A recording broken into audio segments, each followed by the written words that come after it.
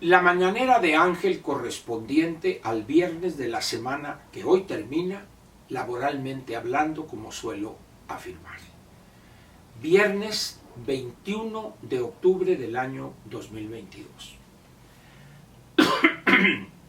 Voy a comentar con usted hoy un tema que tiene que ver con la conveniencia de mantener al poder legislativo. Quizá ahorita con estas solas palabras no me explique, pero en la medida que avance el comentario entenderá usted, porque me explicaré, a qué se debe esta afirmación. Hace muchos años, allá cuando en el sexenio del presidente López Portillo y a instancias del secretario de Hacienda de aquel entonces, don David Ibarra, un hombre que le sabía a la cosa fiscal, se estableció el IVA, que sustituyó a aquel impuesto que venía en cascada, ¿se acuerda usted?, de impuestos sobre ingresos mercantiles, así se llamaba. O también decían algunos la cédula cuarta.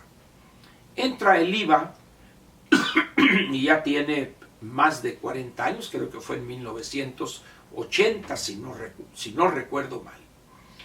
Y en aquel entonces, platicando con algún amigo, trabajaba yo en aquel entonces, déjeme ver, en 80, creo que estaba aquí en la Ciudad de México trabajando en el FIRA.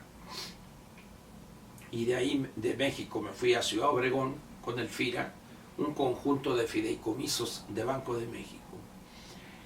Comentábamos esta cosa que nos parecía rara en materia de IVA, los productos tasa cero y los productos exentos. Y estábamos peloteando, como se decía en aquel entonces, qué sentido tenía poner tasa cero, ¿por qué no mejor juntarlos con los exentos? Ya que la tasa cero pues no pagaban IVA, igualmente que los productos y servicios exentos. Y en eso apareció alguien que escuchó nuestra conversación, con la diferencia que él sí sabía de materia fiscal y nos explicó algo de una manera muy clara y que yo le transmito a usted ahora. Y nos dijo, exentos no hay duda de lo que son, pero en el caso de la tasa cero, se pone ahí por la posibilidad que en el futuro llegue una administración, es decir, un nuevo gobierno, y suba ese 0% de tasa del IVA a algunos productos a una tasa de un 5, un 10 o un 15%, o la tasa que fuere. Pero es diferente tener productos, ese conjunto más el otro conjunto de exentos y tasa cero, y buscar que aquellos que tuvieron tasa cero, ponerles una tasa del 10 o el 15%, o del 5, la que fuere. En cambio, nos explicó esta persona, si ya tienen IVA, pero es cero, es más fácil que yo eleve esa tasa que hoy es cero al 5%, que no tener tasa cero, que no tener tasa, no ser tasados con el IVA, a aplicarles el IVA y luego poner el 5%. Si mal no recuerdo, aquella explicación nos convenció. Y dijo, oye, bueno, pues si mañana o pasado llega otro gobierno que por necesidades del financiamiento, de las finanzas públicas o de recabar más dineros de la sociedad para fortalecer el erario, pues suena lógico eso. Y ya jamás he vuelto a tener esa discusión. No sé qué va a pasar si llega algún gobierno y efectivamente dice, a ver, estos productos que tienen tasa cero se les va a subir a tasa 10%. Vamos a ver qué sucede en el futuro si se llegare a dar esa eventualidad. ¿Y por qué viene esta introducción? A raíz de este comportamiento lacayuno, servil, cobarde, de los diputados de Morena en Cámara de Diputados en relación con la iniciativa de ley de ingresos, que Osana, no le cambiaron una coma, Eso mismo va a suceder con el Senado de la República, y como Morena y sus aliados tienen la mayoría simple, vencerá la aritmética y tampoco le cambiarán una sola coma. Muy bien. Entonces surgió en la plática hoy por la mañana, cuando todavía no se sabía, pero se intuía que no le cambiarían una coma, alguien dijo: oye Ángel, ¿y por qué mejor que salga la iniciativa del Ejecutivo y su proyecto de decreto, que lo presente en el paquete económico, y en aquellos casos o en aquellas legislaturas donde el gobierno en turno tuviere la mayoría absoluta, pues entonces simplemente que el mismo Ejecutivo la presente o la incluya en el diario oficial, la publique, y ya nos ahorramos una vergüenza para los integrantes en las dos cámaras del Congreso de la Unión del gobierno en turno de su partido. Entonces alguien dijo más o menos lo mismo que aquella persona que sabía de materia fiscal, y dicen: miren, no se hagan tontos. No importa que gane la aritmética hoy, pero ese requisito de la discusión, del análisis, de la elaboración del predictamen, del dictamen y su aprobación en comisiones, y aun cuando al llegar al pleno el partido en el gobierno tiene al 50% más uno de lacayos en diputados y en el Senado, es conveniente que ese proceso legislativo se mantenga, dice, por algo tan sencillo como esto. ¿Qué va a pasar si se eliminare eso y mañana llegare la oposición a controlar el poder legislativo?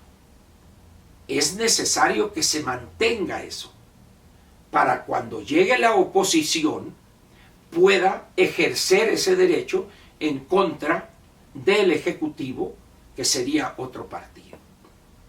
Me pareció lógica la respuesta o la explicación, igual que hace 40 y tantos años con aquella plática o discusión sobre el IVA. Sin embargo, el hecho de que Morena, con la orden perentoria del jefe máximo, en este caso el bulto, que no le cambien ni una coma, pues la lógica diría: bueno, pues ¿para qué perdemos tiempo? Ya que pase en la minuta y se vaya al Senado, etcétera, etcétera. No, porque mañana o pasado puede darse una situación diferente, como expliqué.